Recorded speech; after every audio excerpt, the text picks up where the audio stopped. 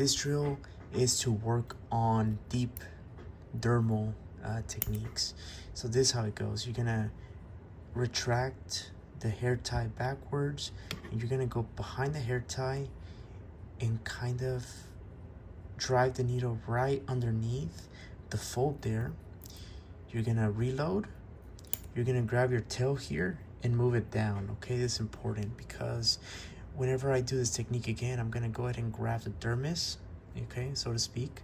We're pretending like we're grabbing the dermis. We're gonna reflect the needle here, and we're gonna grab it on the same side of the tail. So that's why if you want to grab it on this side, make sure your tail's on this side.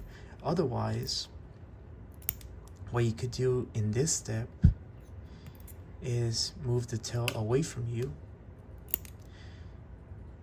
Just make sure that whenever you're over here, you're grabbing the needle on the same side of the tail.